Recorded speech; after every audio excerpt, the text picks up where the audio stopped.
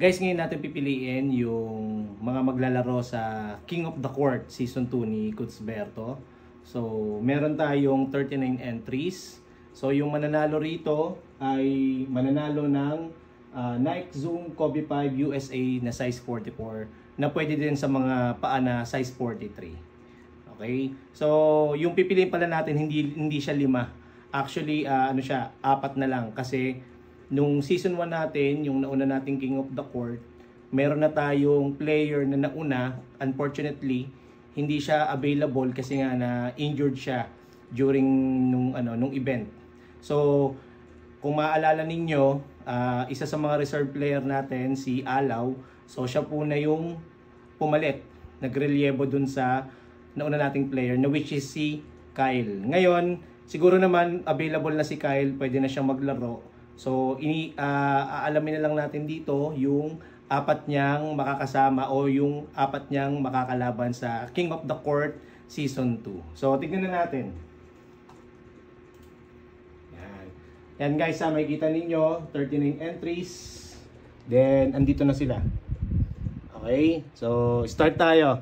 Kukuha rin tayo rito guys ng ng mga reserve player para if in case na ganun ulit na may mga hindi available, sila yung ipapalit natin para at least makandak na natin, magawa na natin yung ating season 2 ng King of the Court.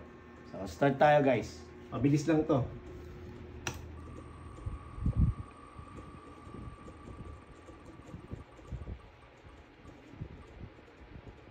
Okay, muntikan na si Josh Villacorte. Okay, muntikan na si Josh Villacorte. Pero ang ating pangalawang player ay si Mark Josel J. Dulay. Okay po. So, i-remove na natin siya guys ha. Yan. So, shuffle natin mga idol. Okay, for our third player.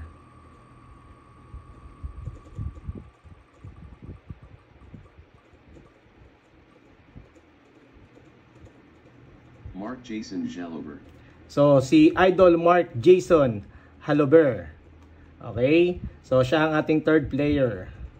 Next, shuffle lang natin.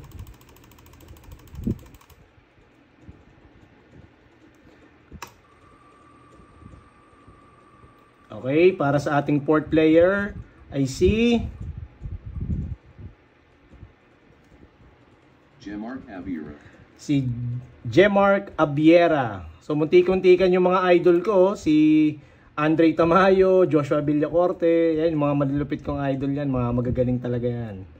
So, sino naman ngayon yung ating panglima? Okay guys, so ito na yung panglima natin.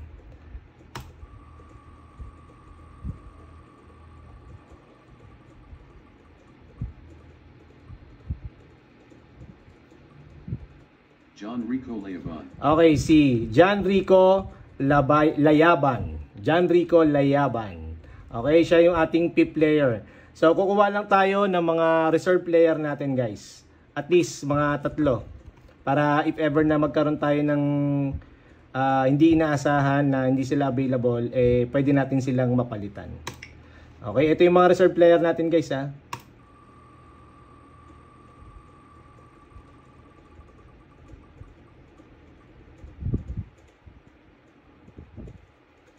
Giancarlo Espinola Dura. Okay, si Giancarlo Espinola Dura, siya ang ating unang reserve player. Next.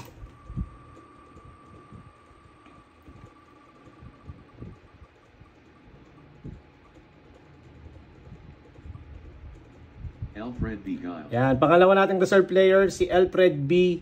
Gile. Okay, last one.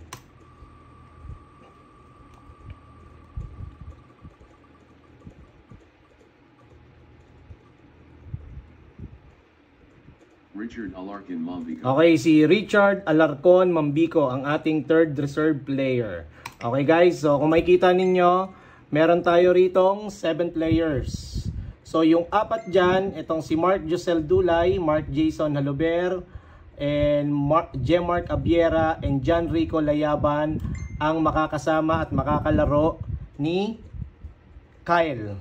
Okay? So, ito yung mga players na maglalaro sa ating King of the Court Season 2, and yung mga reserve player natin ay sila Giancarlo Espinola Dura, Elfred Gile, and Richard Alarcon Mombico. So guys, mag-abang lang sa mga post ko para at least updated kayo kung kailan natin gaganapin yung ating King of the Court Season 2. So, yung mga players na nabanggit o yung mga players na nandito na napili, maaari lamang na mag-message sa page para at least malaman ko kung ano yung conditions na meron kayo, malaman natin kung isiset agad natin yung date ng King of the Court natin. So guys, yun lang. Please, stay tuned and please like, follow, and share the video for more. Kung hindi ka pa nakapollow, siguro ito na yung time na mapollow mo ako para at least kung ikaw ay basketball player, mayroon kang pagkakataon na magkaroon ng sapatos. So guys, yun lang. Maraming salamat. God bless.